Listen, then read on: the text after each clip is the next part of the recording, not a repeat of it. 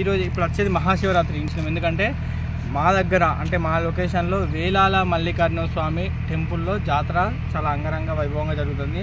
So Velala Mallikarjuna స్వామి స్వయంగా లింగ రూపంలో వెళ్తారు. ఇక్కడ వేలాల మల్లికార్జున స్వామి టెంపుల్ ఎక్కడ ఉన్నది అంటే మనకి మంచిర్యాల డిస్టిక్ జైపూర్ మండలంలో వేలాల గ్రామంలో స్వామివారు స్వయంభూగా లింగ రూపంలో వెలిసారు.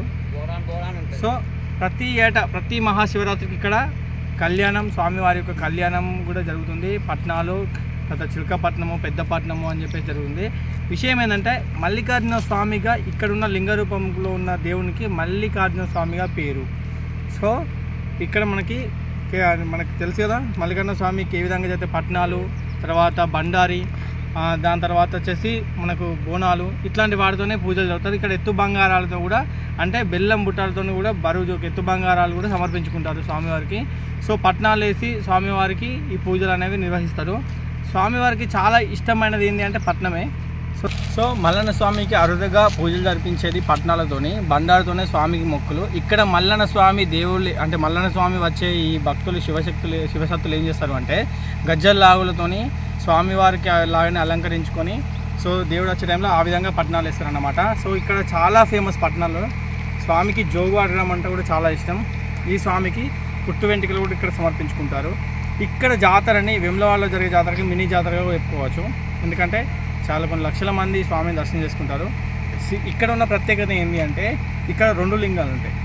ఏంటి అంటే గట్టు పైన ఉన్న గట్టు మల్లన్న స్వామి, ఊళ్ళో ఉన్నది అంటే మల్లికార్జున స్వామి. గట్టు పైన వెలిసిన స్వామిని గట్టు మల్లన్న స్వామి అంటారు. అక్కడ గట్టు మల్లన్న స్వామిని పాండవులు సాక్షాత్తు పాండవులే ప్రతిష్ఠించి పూజలు జరిపించారని చెప్పేసి అనుకుంటారు. అది ఏ టైంలో అంటే పాండవులు వనవాసం చేసేటప్పుడు, వనవాసానికి వెళ్ళేటప్పుడు ఈ క్షేత్రం దగ్గరికి వచ్చినప్పుడు మల్లన్న స్వామి కళలో కనిపించి ఆరాధించమని చెప్పగానే అంటే వాళ్ళకి ధైర్యాన్ని ప్రసాదించడానికి అదేవిధంగా వాళ్ళు మల్లన్న స్వామి యొక్క విగ్రహాన్ని ప్రతిష్ఠించి ఇక్కడనే పూజలు జరిపించారంట. వాళ్ళకు సంబంధించిన ఆనవాళ్ళన్నీ కూడా గట్టు పైన ఉన్నాయి.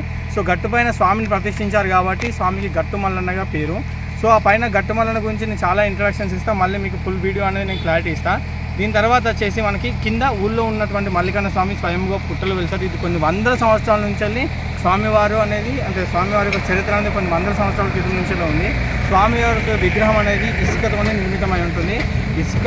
ఇసుకతోని నిర్మితమై ఒక రాయిలాగా ఉంటుంది అన్నమాట. చాలా పవిత్రమైనటువంటి శివలింగంగా చెప్పుకోవచ్చు. సో ఇంకా చెప్పాలి అంటే మీకు ఆ లోపల ఉన్న లొకేషను, తర్వాత పట్నాలు వేసేటువంటి లొకేషన్ ఈ 2 రోజుల ముందే ఇంకేం స్టార్ట్ అయింది, ఏ విధంగా ఉంది, ఏ విధంగా జరుగుతున్నాయి అక్కడ ప్రాసెస్ అని చెప్పేసి ఫుల్ డాటా మీకు ఇవ్వడానికి నేను లడ్డన్న అందరం కలిసి ఇక్కడికి వచ్చినాము. ఇక్కడ ఉన్న లొకేషన్ మొత్తం కవర్ చేస్తాము. సో వీడియో ఎక్కడ కూడా స్కిప్ చేయకండి. గట్టు పైన వెలిసిందని నేను ప్రతి ఒక్క బ్లాగ్ పెడతాను. గట్టు కింద ఉన్న వీడియో ఇంకొక సపరేట్ బ్లాగ్ పెడతాను, లేకపోతే 2 కలిపి పెడతాను. వీడియో ఎక్కడ కూడా స్కిప్ చేసి చూడకండి. ఎందుకంటే చాలా ఇంపార్టెంట్ ఉంటాయి. ఇక్కడ పాండవులు నడిచిన లొకేషన్స్లో ఏమేమి ఆధారాలు ఉన్నాయి, వాళ్ళు ఉండడానికి వాళ్ళ పాండవ యొక్క భీముని యొక్క పాదం కూడా ఇక్కడ ఉంది. సో ఆ దేవుడు వాళ్ళు నివసించిన ప్లేస్ కూడా నేను చూపిస్తాను. సో ఇక వీడియోలోకి వెళ్ళిపోదాం. ఇంతకెళ్ళకు మనం స్వామివారి యొక్క టెంపుల్కి అయితే వచ్చినాము. సో వెళ్తున్నాను చూడండి. అంటే నేను మీకు అన్నీ చూపించాలనే ఉద్దేశంతోనే ఇక్కడ క్లారిటీగా స్టెప్ బై స్టెప్ చూపిస్తున్నా. సో నాతో పాటు మీరు కూడా స్వామిని దర్శనం చేసుకోండి. నేను చెప్పిన ఫ్రెండ్స్ గజ్జలు లాగాలంటే స్వామికి ఇష్టమని ఇట్లా వేసుకొని వస్తాను అన్నమాట.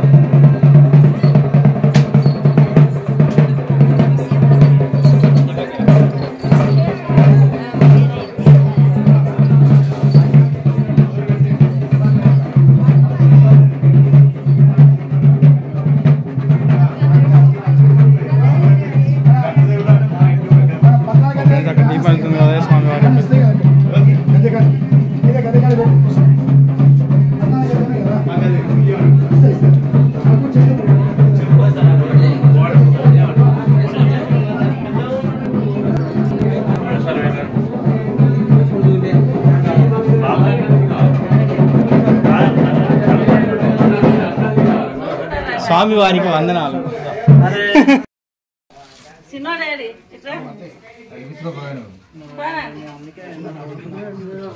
గట్టు మల్లన్న స్వామి